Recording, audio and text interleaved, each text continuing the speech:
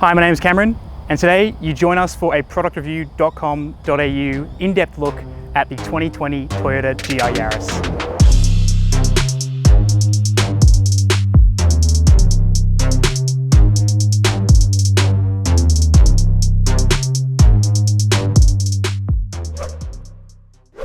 Now let's see why this Yaris is causing a lot of fuss in the car world. This is Toyota's first homologation rally special, as they call it in the industry, in nearly 2 decades. Toyota needed to build this car in order to meet requirements to compete in the 2021 World Rally Championship Series. And no, it's just not a tarted up Yaris. This is something completely different. What Toyota did was take the race car and had to figure out how to make it road legal. And yes, this is a 2020 Toyota GR Yaris on Aussie soil.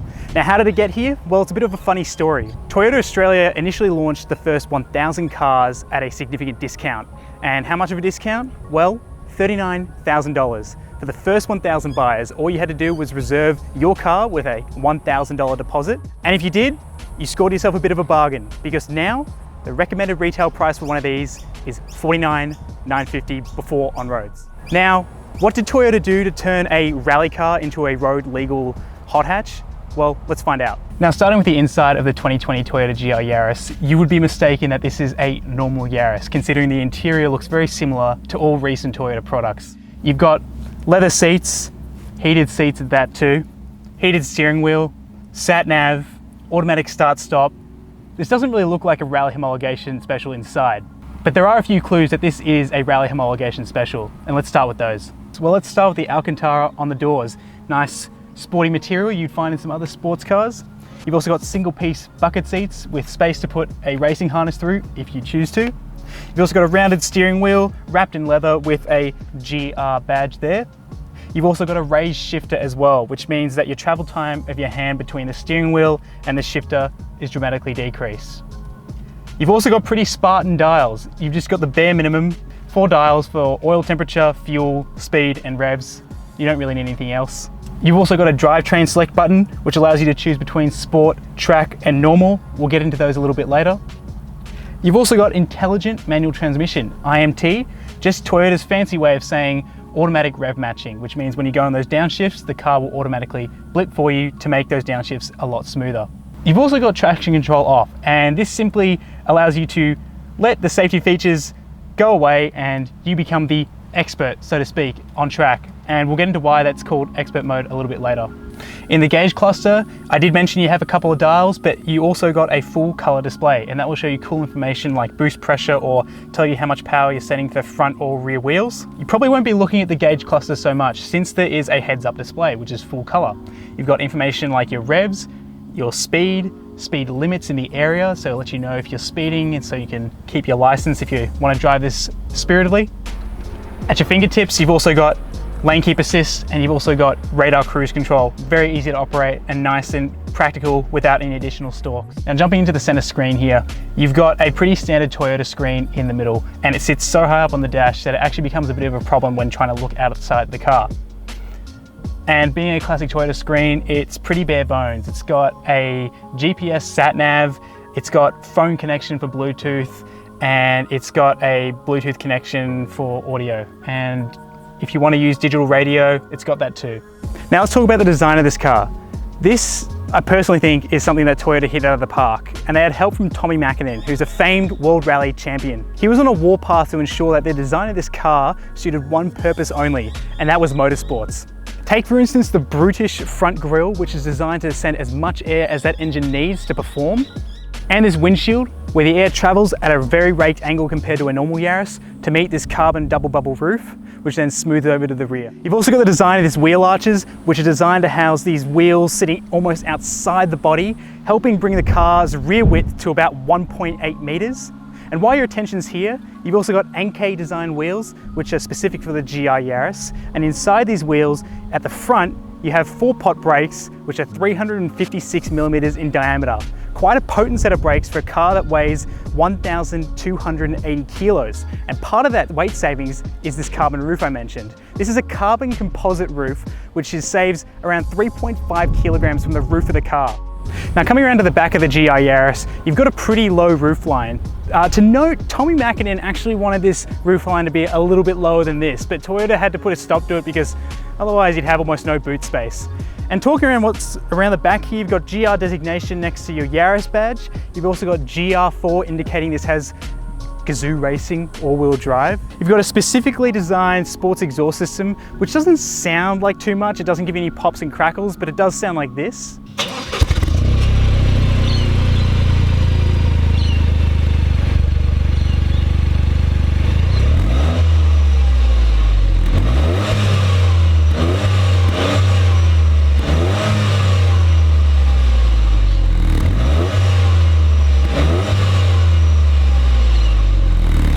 And you've got your reversing camera back here as well. Popping open the boot, you quickly discover how much room that all-wheel drive system takes up. And it's not just the all-wheel drive system back here as well, it's also your battery. Now back here you have 174 litres of cargo space. That's pretty much enough for a couple of backpacks, maybe some overnight bags. But compare that to the normal Yaris's 286 litres, it's not so great. But if it's just the two of you going away or just by yourself, you can fold down these rear seats very easily from the rear of the car. And they fold in a 60-40 split. Gives you plenty of room, so you can chuck something like this way back in there. But the issue you'll face is the height. Because a standard backpack is almost taking up 80% of that height space. So don't go to IKEA thinking you can go get that huge chest of drawers that you were dreaming about earlier. But the roof height doesn't just affect the height of the boot, it also affects your passengers in the back too. Now talking about that roof line, I've got almost no headroom back here. I can't extend my head. I'm 5'11" and I'm struggling to get comfortable back here. I can slide down a bit of my seat and you can do for small journeys, but put a seat back. This isn't even reversed all the way back in its recline and I've lost most of my legroom too. So your kids will be okay in the back here, but you won't make a convincing case for any of your adult mates. Here's the engine and here are the headlines. 200 kilowatts of power, 370 newton meters of torque. This is a 1.6 litre 3-cylinder motor. This is the most powerful 3-cylinder production engine in any car out at the moment. Pretty impressive. It's turbocharged as indicated by the turbo script on the engine. And it looks pretty exciting because you got some red highlights, you got an actual GR badge, some other GR designation on the huge airbox here. The motor's nice and moved back towards the suspension mounts, meaning that the weight of the car is moving towards the middle and with the carbon roof a bit lower as well. At least it's a bit more exciting to look at than some other competitors like the VW Golf R. And using a 3-cylinder motor has its benefits as well because it creates a very unique sound profile which we'll hear when we're driving.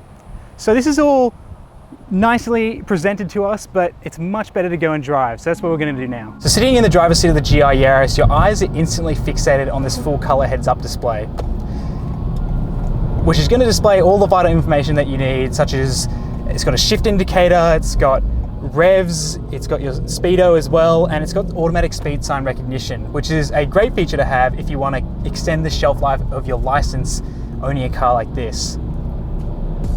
As you bring your eyes down to check on the dials, you don't really need to be down here unless you want information like boost pressure or how much power is being sent to the front and rear axles. You've also got trip information, but you're probably not going to be checking that while you're driving.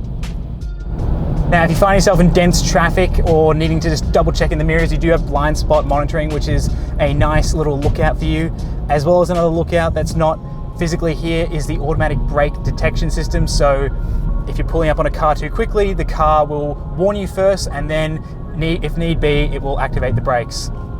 Two controls you do have on your steering wheel. One is lane keep assist, or as Toyota calls it, lane centering. And if you have lane centering active, it's going to actually read where the white lines are on the roads, and it's going to try and bounce you in between. Now, while driving this, I did find that it doesn't work all the time seamlessly. It does like solid painted lines, like right now. It's liking that I'm in between two solid lines, but if you go between a dotted line or a solid line, it might not read the dotted line as well. So just be aware of that.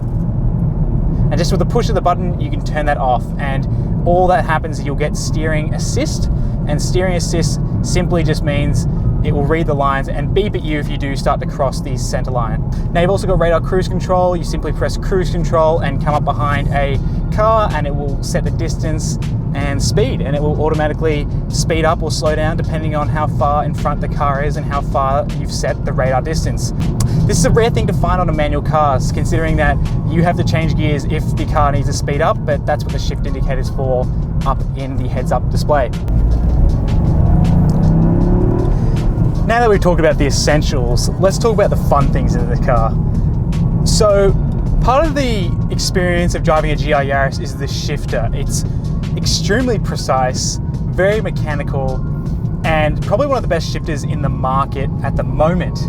Now, you'll probably find the same precision in something like a Honda Civic Type R, or closer in a Porsche Cayman or Porsche 911. They've got great shifters. This goes alongside them. It is a great shifting experience. And to help enhance that, you have IMT. It's an auto blip feature, which means if you turn this on, we're in third at the moment, shift down, that's the car revving, that's not me. So it just blips the throttle as you go down, making downshifts a lot smoother. Now, some purists might say this is an authentic manual transmission experience, you've got to do it all yourself, but as someone who's driven manual for a while, having an automatic blip is a great feature and makes you feel like a pro and can probably help you drive a bit faster out through corners. Now below that we have the traction control button. Now when you're in normal, it's not going to do a whole bunch, but this toggle above the shifter twists it into sport or track, and you're going to get the word expert pop up if you do one press of the traction control button. Now expert simply means that they've turned VSC off, pre-collision brake system unavailable, pretty much all your safety features have been turned off.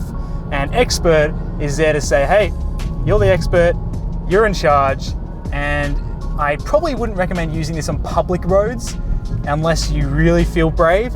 But when you're heading to the track, a great feature to have right at your fingertips and a good thing to be aware of. Pair the manual transmission, this driving position, as well as this fantastic motor, and you've got yourself one hell of a hot hatch.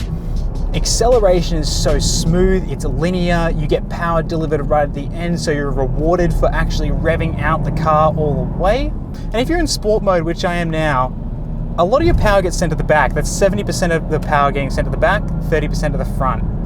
Now, can you feel a difference when you're driving? Sorta is the answer. When you're really pushing it, you would absolutely be able to tell a difference. But if you're driving on the roads, it's a bit hard to tell on straightaways, but I do feel that the front is a bit lighter to turn through corners. It doesn't feel like it's weighed down as much under load as a front wheel drive alternative or a car that's just restricted to using 50% of the power front and rear all the time. Now, if you do feel like driving with 50% of the power to the front and rear, twist into track mode and your dash gets a lot more exciting. It gets a lot of red streaks happening in there, and you're going to get yourself into a bit of a more authentic all-wheel drive experience. Accelerations feel very planted, but heading into corners, you have grip up until the all-wheel drive system discovers its flaw, which is you'll get a bit of understeer because 50% of the power is going to the front still. Now to solve that problem, just head back into sport. And if you feel like having a traditional hot hatch experience, push for normal, and you're getting 60% of the power to the front, 40% at the back.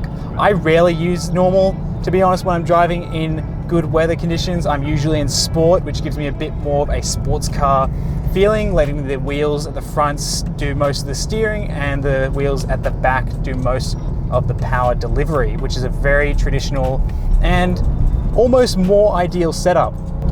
Now the fact that they're labeled sport and track, I guess sport just means you're going to have a bit more fun with more power towards the back, and track's a bit more of a traditional all-wheel drive setup, allowing you to stay planted through corners and hopefully get better lap times with a 50-50 distribution of power. This is a once in a blue moon opportunity to own a car quite like this. There are a few other competitors that can offer the same type of driving experience that the GR Yaris has to offer.